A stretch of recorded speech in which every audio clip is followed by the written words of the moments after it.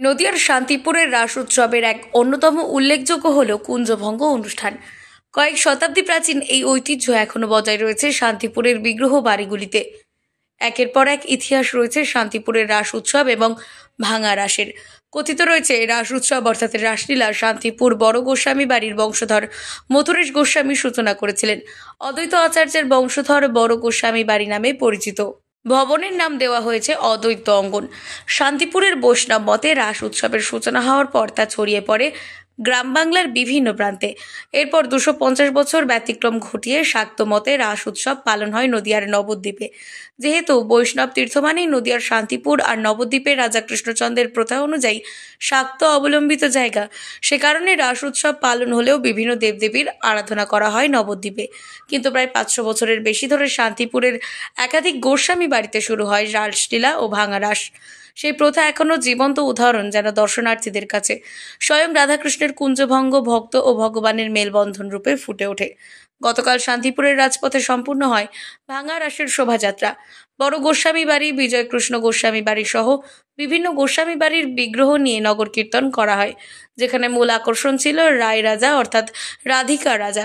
এছাড়া এক একটি যুগের অবতারকে ফুটিয়ে তোলা হয় বিভিন্ন সাজসজ্জার মধ্য দিয়ে। সারাটা বছর বাংলার বিভিন্ন প্রান্ত থেকে আসা দর্শনার্থীরা অপেক্ষায় থাকেন শান্তিপুরের ভাঙা রাস নিজের চোখে একবার দর্শন করার জন্য। সেই মতো লক্ষ লক্ষ মানুষের সমাগম ঘটে ভাঙা রাস দেখতে। সোমবার নিয়ম অনুসারে আয়োজন করা হয় কুঞ্জভঙ্গ অনুষ্ঠানের, যার প্রথা রয়েছে প্রত্যেকটি গোস্বামী বাড়িতেই। বড় গোস্বামী বাড়ির রাধারমন জিউ, বিজয়কৃষ্ণ গোস্বামী বাড়ির শ্যামসুন্দর জিউ ও পাগলা গোস্বামী বাড়ির যুগল কিশোরকে 4 দিন আরাধনার পর রাসমঞ্চ থেকে বংশধরেরা কোলে করে নাচতে নাচতে নিয়ে যায় মূল মন্দিরে। আর এই দৃশ্য দেখার জন্য আবারও ভক্ত ভগবানের মিলন ঘটে। প্রত্যেকটি গোস্বামী বাড়িতেই হাজার হাজার ভক্তবৃন্দ ছুটে আসেন নিজের চোখে সেই দৃশ্য চাক্ষুষ করার জন্য। ঢাকের তালে এবং কোথাও টগর বাজিয়ে, এছাড়াও মহব্বত সানাই বাজিয়ে শুরু হয় কুঞ্জভঙ্গ অনুষ্ঠান। শুদ্ধাচারভাবে বংশধরদের দীর্ঘ প্রতীক্ষার অবসান ঘটে কুঞ্জভঙ্গ অনুষ্ঠানের মধ্যে। আবারও একটা বছরের অপেক্ষায় রইল গোটা শান্তিপুরবাসী। প্রত্যেক বছর আমি আসার চেষ্টা করছি, গত 3 বছর ধরেই আসছি। এখানে উনি তো সর্বত্র বিরাজমান, শ্যামসুন্দর রাজের সর্বত্র বিরাজমান।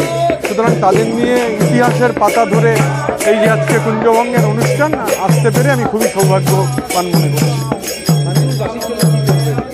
আজকে তো বার্তা যা বার্তা শ্যামসুন্দর আর রাধারানী, আমাদের কোনো বার্তা তো দেওয়ার ব্যাপার নেই, ওনাদের নিয়ে পথ পরিক্রমা হচ্ছে। নদিয়া থেকে মাধব দেবনাথের রিপোর্ট, আনন্দ বার্তা।